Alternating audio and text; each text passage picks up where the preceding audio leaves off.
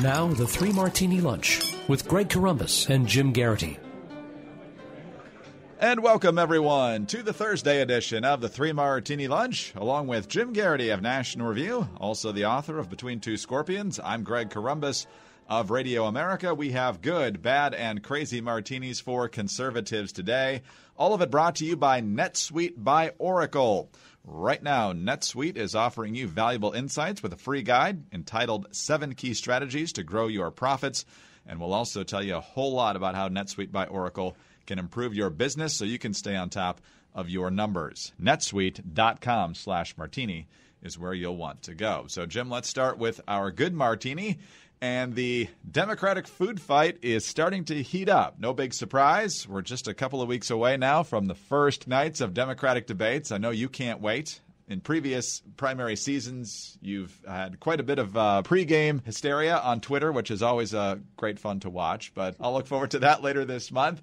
But now that Biden is the distinct frontrunner, obviously a lot of folks have the knives out for him, and the younger guys in the campaign are not being shy about the fact that they think he's yesterday's news. First of all, we've got South Bend Mayor Pete Buttigieg, who said Democrats can no more turn the clock back to the 1990s than Republicans can return us to the 1950s when talking about Biden. And then you've got Beto O'Rourke. He was on Morning Joe with the whole cast of characters there. But Willie Geist asked the critical question. Here's what O'Rourke had to say. Why would you tell Democratic voters you are a better candidate than Joe Biden to become president?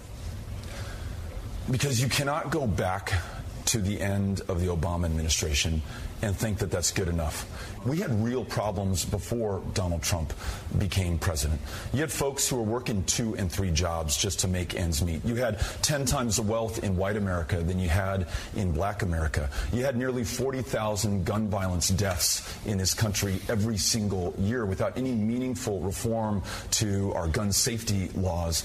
You had immigration reform that had been languishing for 30 years, and within the Obama administration, 400,000 people deported from this country in 1 year alone, destroying families and breaking up communities. He yammered on for a couple more minutes there, Jim, and eventually Willie Geist had to interrupt to sum up the point. So is Joe Biden a return to the past? He is, and that cannot be who we are going forward. The food fight has begun. Pop the popcorn for us. Yeah, I was going to say, I kept waiting for Beto O'Rourke to say, look, the problem with Joe Biden is he's a man who's living in his glory days of 2009 to 2016.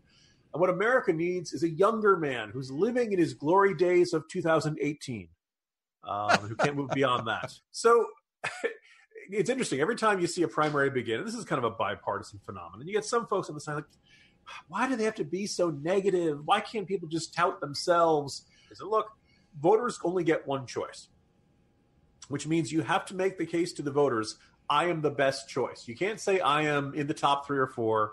I belong in that top tier. I'm pretty good. You got to say I am the best choice, and here's why. And that inevitably means drawing contrasts with your rivals.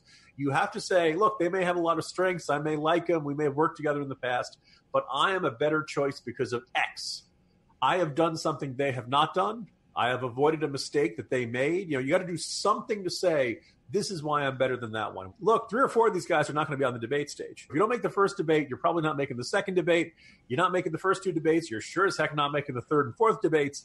O'Rourke is going to be fine for a while. Biden's going to be fine for a while. But I think we should see some punches thrown.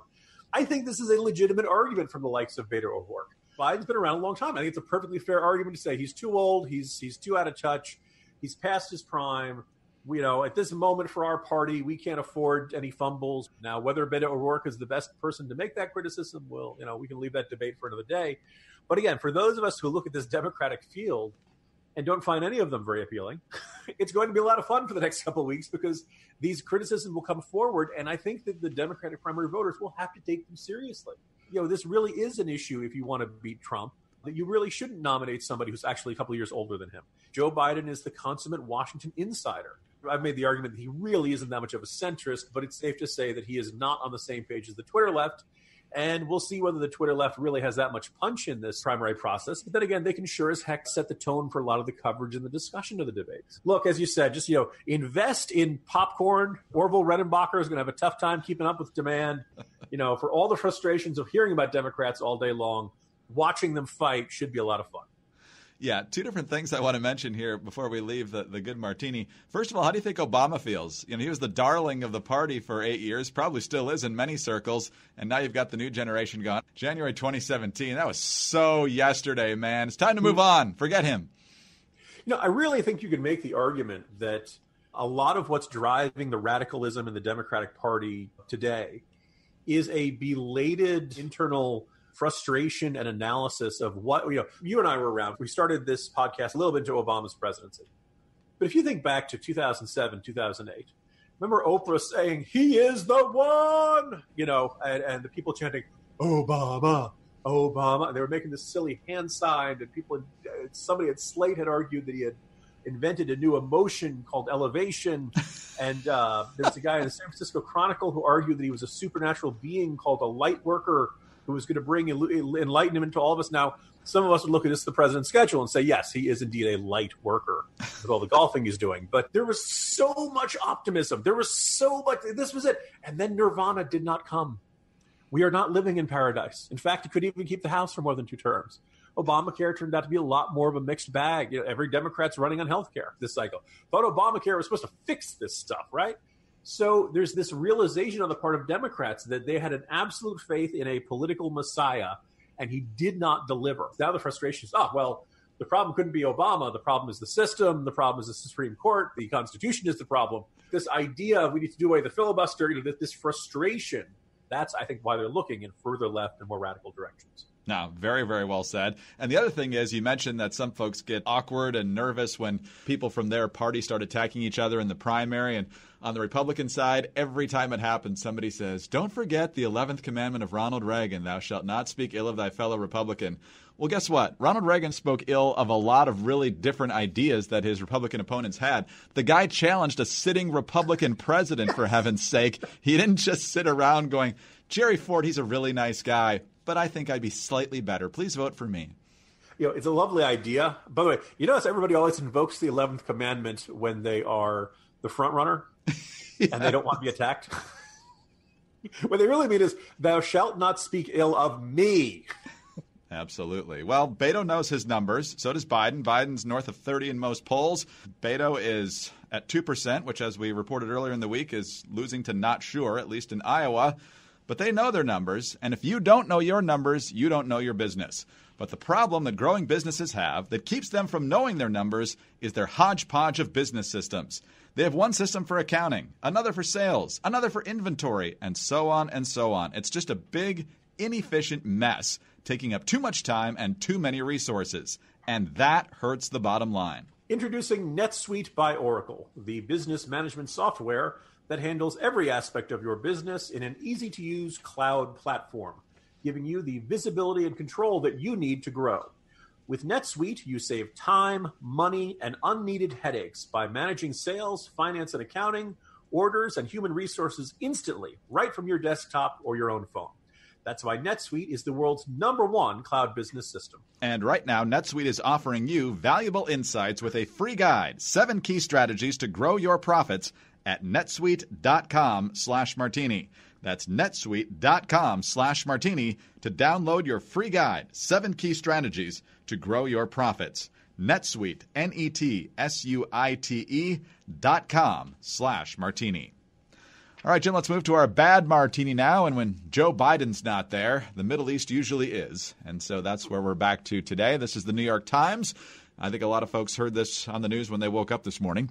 2 oil tankers came under attack on Thursday in the Gulf of Oman, forcing their crews to abandon ship and setting at least 1 vessel ablaze, a month after 4 tankers were damaged in the same waterway, a vital thoroughfare for much of the world's oil products. The attacks escalated tensions in an already tense region where Iran has long been at odds with Saudi Arabia and the United Arab Emirates, and they are backing opposite sides in the civil war in Yemen. Relations between the United States, allied with the UAE and Saudi Arabia, and Iran have also worsened. The Norwegian paper VG quoted a frontline spokesman as saying that its ship was on fire, and that all 23 crew members had been rescued. The other tanker, a Panamanian-flagged ship operated by a Japanese company, was carrying methanol, and the Iranian state media reported that it, too, was on fire. We talked about the tensions that led John Bolton to convince the president to send our forces to the Persian Gulf, and this is only going to escalate things a lot more. You know, Greg, people are going to think I'm trying to shoehorn in a reference to Between Two Scorpions, and I'm really not. But, if you read enough thriller novels, this is usually the sort of thing that happens in like the first 30, 40 pages. You set the stage of U.S.-Iranian tensions. We knew the moment we declared the Iranian Revolutionary Guards Corps sponsored terrorism and put them on the sanctions list and other things like that there was a good chance the Iranians were going to attempt to retaliate. And when Iran retaliates, they don't do financial stuff. They don't send a sternly worded letter. They like to blow stuff up. And then there was the sabotage of port facilities over in Saudi Arabia. And we knew at some point there was going to be something more. Now, look, we do not know for certain that this was the Iranian government, but let's face it, the motive, means, opportunity, the timing, all of it points in their direction. I don't think they've had mass casualties because of these attacks yet.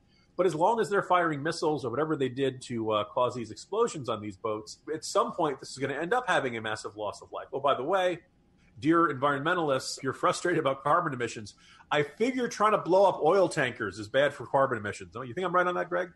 Yeah, I would say so. All in all, this is a kind of an ominous development. I imagine our military was expecting something along these lines. We can't necessarily protect every single tanker that goes through the Strait of Hormuz in the Persian Gulf. But you know what? I remember back in the late 80s, I guess it was only late 80s, tail end of the Reagan administration, that the U.S. Navy started escorting tankers. They started forming convoys and things like that in order to dissuade the Iranians from further harassment. I remember at the time they were going to say they were going to put mines in the Strait of Hormuz. So hopefully this doesn't worsen, but I think everybody should be on higher alert out there, and it's likely that Iran has not made its last move to punish us for having the audacity to punish them for being state sponsors of terror. All right, let's move on to our crazy martini now, Jim, because that bad martini was pretty sobering. This one's going to be a lot of fun, assuming you don't take anything said in this clip seriously, because it really shouldn't be. The best book written by somebody named Jim this week is clearly Between Two Scorpions. There's another Jim that we refer to on this podcast once in a while who also has a book out this week, and so he's being interviewed by his colleagues and elsewhere. His name's Jim Acosta. He's the CNN White House correspondent. He's quite full of himself, as he will prove once again in this clip. CNN definitely doing their best to promote the book. Don Lemon hosting Jim Acosta on his show last night and making the case that CNN is playing it right down the line, man. They're not interested in a political agenda at all. They only want the truth. Here's Don Lemon to start. For all those people who say, oh, the press, CNN hates Trump and the CNN is, loves the Democrats.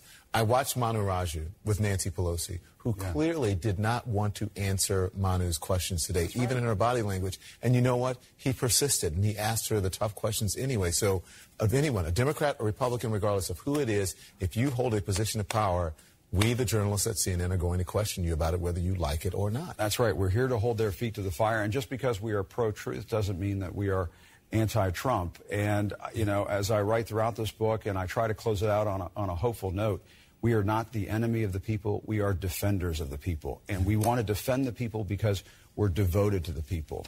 You and I, Don, our families, our parents, our kids, our loved ones, we all think about all of those folks when we come into the office and do this job on a daily basis. We're not here to spin things or color things a certain way. We're here to give the people reliable, accurate information on a daily basis. That's why we all come into work every day. Yeah. We get a high out of it. Okay, that last line was true. He definitely gets a high out of it, especially all the attention. Jim, have you ever seen someone either more self-deluded or feeding you a bigger line of bull than Jim Acosta right there? Well, I want to make a couple observations here. First of all, so he posted pictures of himself signing books in Barnes & Noble in Arlington, Virginia. I don't go to that one as much as I used to, but I've been there. There's a giant stack of books, and nobody in the background appears to be buying them. If you've ever wondered, why does, author X not do more book signings? Publishers are terrified. They're terrified of doing them, and either because the timing is bad or you vastly overestimate the level of interest from readers, you end up having 6 people there. And it ends up becoming embarrassing for the author, embarrassing for the bookstore, embarrassing for the publisher, and all that kind of stuff. Now, I noticed in these pictures, as I said, nobody, he's signing all these books. It's a giant stack. It looks like there's 30 on the table. Oh, by the way, there's nobody who's discernibly there buying them. The other thing that's kind of interesting is that clearly he's signing the books. There's somebody who's taking the picture of him. There's nobody around him in any of the pictures. There's one guy in the back, far in the back, browsing. Actually, I think the guy's looking at his phone. So as somebody's observed, it reminds me of those pictures of people on Instagram where they have no pictures of their friends, and they basically are like, oh no, I'm having a good time. They're just cropped out of the photo. You just can't see them or something like that. One other detail. So if the book is signed, it really can't be sent back to the publisher. So by signing all 30 of them, there's 30 more sales. There are 30 that will at least not get returned to the publisher and get pulped at the end of the publication life. There are a lot of times, would it be a better world if Trump stopped using the term enemy of the people, a term that probably is better applied towards ISIS and Al-Qaeda and people want to kill Americans? Sure, it would be better for that. Man, Acosta makes it tough. Acosta makes it really frustrating because he really does, tout himself as some sort of grand hero. And I don't think you can put him in the same breath as Jamal Khashoggi. I don't think you can put him in the same breath as those who get sent to jail in places like Myanmar or reporters all over the Middle East, or in Russia. Look, those folks really do risk their lives reporting on the regime. And, it's unfortunate that Acosta goes to cover the president and the crowd, yells nasty things to him. I'm sure that's really an unpleasant experience. But if that's the worst thing that happens to you for reporting the truth as you see it about the administration, and that and some mean presidential tweets, that's really not that bad. That's all covered by the First Amendment. The First Amendment that protects Acosta's right to report the news as he sees fit also protects the right of all those people to say Jim Acosta is a doofus. That's how the First Amendment works. I don't know if he was the one who made the comparison to firefighters. But, look, having spent my entire career in journalism, fellow journalists, please stop comparing ourselves to firefighters, to cops, to first responders, to soldiers. Look, what we do is important, but most of us do not encounter anything remotely close to the danger that cops and firefighters and first responders and people in uniform do. Can reporters encounter danger? Yes, I described the examples in other countries. In the United States, you probably don't encounter that many risks to your life, threats to your life. Maybe if you report on the cartels, maybe you report on gangs and criminal groups, then yeah, maybe you are taking on a certain amount of physical risk to yourself. And that should be saluted for its coverage. But standing in the White House is really not one of the tough gigs in journalism. It's really not one of the riskier ones. It's really not one that I think really should be up there in the category of heroic. It can be important. It can be worthwhile, although I think actually very much could argue that the White House beat is not as important as it used to be, in part because you ask questions of a press secretary, and the press secretary either answers your questions or doesn't answer your questions, or in this White House, they haven't had a press conference in a really long time. Jim Acosta has constructed this heroic narrative all about himself, and maybe it's a very human trait, and maybe it's forgivable, but he turns it up to 11, as Spinal Tap would say. And Don Lemon is right there to help him. And instead of doing that, maybe it would help if somebody who actually cared about Jim Acosta said, as to quote the cinematic masterpiece Top Gun, your ego is writing checks that your record can't cash. And a lot of people could learn a lot from that movie. And so in the end, Acosta really does need to put his ego in check. Because it's kind of fascinating how much he talks about, for the people. He's doing these things, and yet at the same time, he writes so much about himself. Jim Acosta's favorite topic of the entire Trump presidency is Jim Acosta. Without question. So, let's do the right thing here, people. Let's have the right Jim win the book race here. I saw he's going to have his book come out the same day. I thought about, should I tweak him? Should I tell people, buy the right Jim, the right book from the right Jim? I'm like, that'd be kind of cheesy. That'd be kind of ludicrously self-promotional. I shouldn't do that. So I tweeted that out saying that I wasn't going to do it, but I left the Amazon link in there just in case, if you just do decide. And Greg, I think that was when I had the single biggest jump in a 6-hour period. So if you did happen to buy my book just to spite Jim Acosta, thank you and God bless you. You'll take it. Absolutely. Jim, have a great day. We'll talk to you again tomorrow. See you tomorrow, Greg. Jim Geraghty of National Review, author of Between Two Scorpions. I'm Greg Corombos of Radio America. Thanks for being with us today. And do not forget to visit our friends over at NetSuite by Oracle. You can find them at netsuite.com/martini and get that free guide, 7 Key Strategies to Grow Your Profits. And tune in again Friday for the next 3 Martini Lunch.